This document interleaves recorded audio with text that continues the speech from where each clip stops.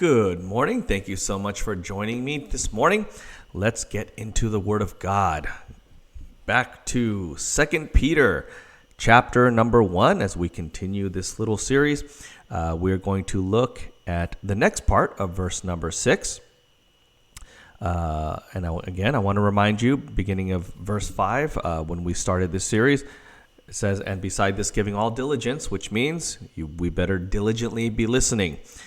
And it goes on to say, to add to our faith virtue, to virtue knowledge, to knowledge temperance, and then to temperance, patience. So yesterday we talked about temperance being self-control. And now God is saying, add to that self-control, add to that temperance, patience. Patience. And this is the natural flow of things. As we learn to control our fleshly appetites, we will gain more and more patience for the Lord. And let me just tell you right now, if you plan on serving the Lord in any capacity in your life, you will be required to learn patience. That's just the way it is. It is absolutely crucial because God's timeline is just so vastly different from what we humans expect, what we mere mortals really, really want, right? We want things instantly. We want things right away, right? For example, look at the disciples. When Jesus died and rose again from the dead, and then he ascended up into heaven, and he gave them the commandment to go out and preach and teach and baptize, right? What did they do?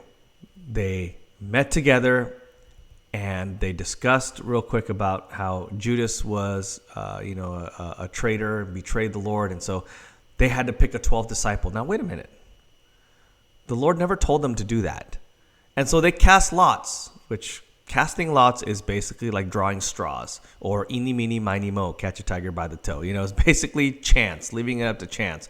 And they cast lots, and if they chose a couple, good godly men, and the lot fell on Matthias, I believe was his name, and so they picked the person to replace Judas, and then of course we know later on the Lord picked Paul, who was Saul of Tarsus, and then his name changed to Paul, who was probably hands down the greatest missionary ever, and wrote a very large portion of the New Testament.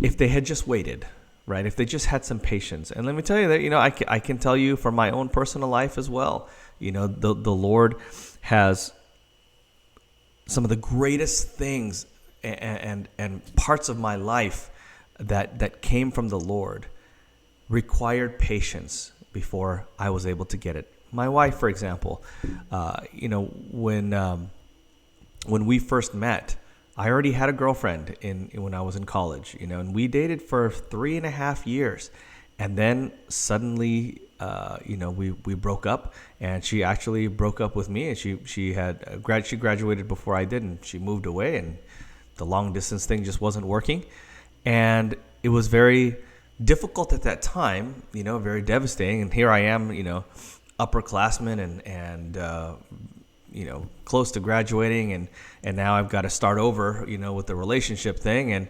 3.5 years is a long time, but of course now I know the Lord had a purpose in all of it, and I met my soulmate, and we ended up, dating, and then of course now we're married, and I cannot imagine marrying anybody else. And likewise, even Gospel Light Baptist Church, it took a lot of patience for us to for me to be able to get to this point, to be able to pastor this church, including cancer. I tell you what, you talk about impatient. I was pretty impatient, during that time, and that's just how we are naturally, right? Sometimes we don't understand God's timeline. We want this now. Why can't we just have this right now? And God says, no. Listen, I'm glad you have self-control. I'm glad you're controlling, your fleshly appetites. You've got temperance. Great. Now add to that temperance, patience. Wait on the Lord's time, because his timing is always better than our timing. He can see things in that he's not even in the timeline. He's outside of the timeline. We're stuck in the timeline. We're stuck in time. And so, of course, he can see things that we cannot see. So why wouldn't we trust him? Add to your temperance patience. Believe me, it will be worth it when you see what the Lord has in store for you. I'm going to stop right there. Thank you so much for joining me. God bless you. Have a wonderful day, and we'll see you tomorrow morning. Bye-bye.